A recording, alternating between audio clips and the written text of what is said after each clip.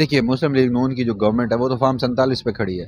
اب یہ بات روز روشن کی طرح آیا ہے کہ الیکشن کمیشن آف پاکستان نے اپنی ویب سائٹ پہ جس طرح کے فارم 47 اپلوڈ کیے تھے, کے جی کے بچے کو بھی پتا ہے یار, اس میں 1 کو 9 کیا ہوا ہے, 2 کو 8 کیا ہوا ہے, 3 کو 8 کیا ہوا ہے. وہ جس طرح کاٹ کوٹ کے انہوں نے فارم 47 بنائی, یعنی کہ اس مرتبہ تو انہوں نے تردد ہی نہیں کیا, محنت ہی نہیں کی. پہلے ہوتا تھا کہ جعلی ووٹ ڈبوں میں ڈالے جاتے تھے, اس مرتبہ انہوں نے ڈبے کھولے ہی نہیں. فارم 45 کے مطابق پاکستان تحریک انصاف کا کوئی امیدوار 80 ہزار کے لیڈ سے جیت رہا ہے, تو انہوں نے صرف فارم 47 اپنی مرضی کا جاری کر کے مسلم لیگ نون کے امیدوار کو جتوا دیا. دیکھیے مسلم لیگ نون کی اگر زیادہ سے زیادہ بھی نشستیں ہوتی تو 20 ہوتی یہ قومی اسمبلی میں, لیکن کیا ہے, آپ نے ادھر انہیں تقریباً کو 100 سے زیادہ نشستیں دی ہوئی ہیں. پنجاب کی پوری اسمبلی اگر دیکھیں تو وہاں پر مریم نواز شریف صاحبہ کی گورنمنٹ ہے. تو یہ سارے مرحلے عبور کر لیے گئے ہیں. اس نظام کی بقا کیوں یہ لوگ ایکسٹینشن چاہتے ہیں